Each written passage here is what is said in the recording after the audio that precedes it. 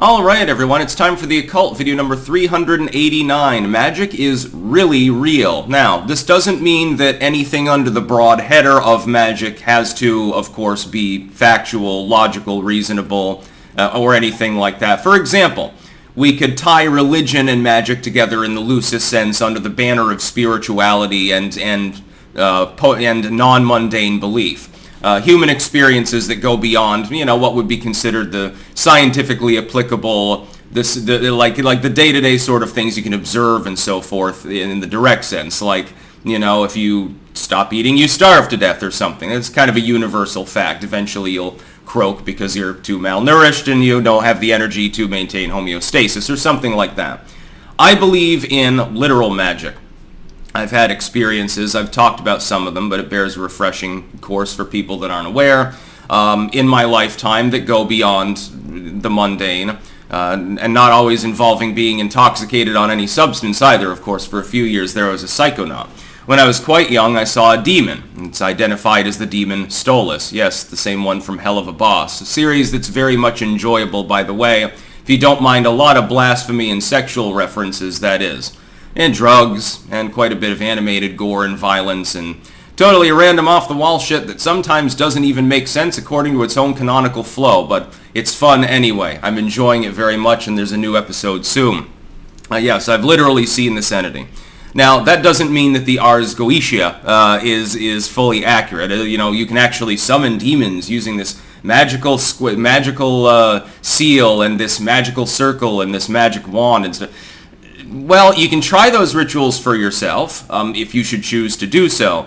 My thought being, of course, if those rituals actually worked in the literal sense and weren't the result of hallucinations, group hallucinations mainly, or wishful thinking or something like that. I don't know how many people actually attempt to summon literally physically visible demons on a regular basis, but they do exist, at least that particular one. And I don't expect anyone to take my anecdote seriously, of course. If you haven't had that experience, you've just got my word to go on, basically. As far as magic, though, being real, so magic being non-mundane change in power and transfer of energy and things of that nature, under a very, very broad header. It goes much beyond that. Sacred knowledge, the unknown, the uneasily explained, things of that nature. It's not just Harry Potter stuff. That's one end of magic that is not real, by the way. Just because something's under that header doesn't mean it's real. I believe in the existence of that particular entity that I saw. I don't know quite how to quantify it, but then I do work on behalf of this entity. I don't consider it to be a master-slave sort of subjugate relationship. It's more like a partnership than anything else. A friendship, a business friendship, something like that. Co-employees for the world of the occult, I guess. I've had other experiences. I don't believe necessarily, or disbelieve, by the way, in a deity. I'm apatheistic on that end. And organized religion I tend to spurn. Some are less malevolent than others, but in general, the fact that organized religion can be used for malevolent purposes keeps me away from it. Because at any given point, you could be a member of some religion that sort of devolves into cultdom. This happens regularly. Wicca, for example.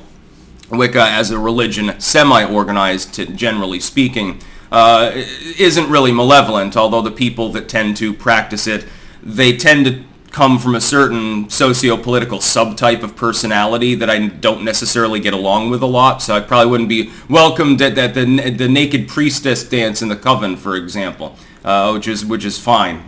Again, the idea of very lithe, beautiful, women dancing around the bonfire like Wicker Man mode, that's not really the reality in the average coven. Having met a number of Wiccans, no, that's not what you're going to get. You'll get some naturism, probably. It might not be quite as photogenic, though. Just saying that, again, the fat positive movement at this point has infiltrated its ranks as well. Wow, I know I'm a vegetarian, but it's perfectly fine if I stuff myself with beans all day. As long as I've got my magical herbs, nothing can go wrong. Hilarious. So I wouldn't believe in those rituals, which are mock-ups from the modern time anyway. But it's magic, but that element of magic's not real. Some of the ritual magic that you see in the older grimoires is symbolic in nature. Look at the Steganographia or something like that. Certain alchemical works. a lot of it's spiritual metaphor or chemical metaphor. This is actually one element of magic that I find the most astonishing. When I was editing a bunch of alchemical works and reading others in reference, I found something interesting. Most often, the works that seemed to be spiritual polemics were referring to chemical processes, while the ones that were explicitly referring to chemical workings often actually refer to spiritual topics. It's like a weird juxtaposition of the two topics. It is also magic. Of course, alchemy comes before modern standardized chemistry, but effectively they were doing chemistry. The symbolic standardization of certain spiritual topics and their alignment with the physical world, which was the whole point of some of these works, again, as above, so below, which was veiled, that's quite magical. That was definitely arcane knowledge. Most people at the time, 1700s, they're illiterate anyway, so they don't have any clue what they're reading. They see a prayer book, basically. See drawings of angels and stuff like that. Oh, okay, well, this person's not practicing sorcery or anything like that. There's an element of illusionism also to magic, I would point out. This is fairly widely known. That doesn't mean that Houdini tricks are magic in the spiritualistic sense. They're not. Houdini actually debunked a bunch of spirit rappers and people like that. Mesmerists and mediums were no fans of Houdini back in his day. He destroyed multiple careers actually by explaining their parlor trickery. But it's still kind of fun, and it is magic under that broad header. Well, it's real, it's just it happens to be an illusion. It's just that if you don't know how the illusion's being done, to you it seems kind of spooky now, doesn't it? I had a whole book, actually. By the way, the cat has learned that she actually likes to eat V8 for some reason. She's dipping her paw in the V8 glass there and licking it out. And that's magical, too. Because normally she snubs everything that isn't salmon. Apparently V8 is the only other thing that she'll eat. Inexplicable. I mean, she's probably possessed by a demon too. I know her sister is.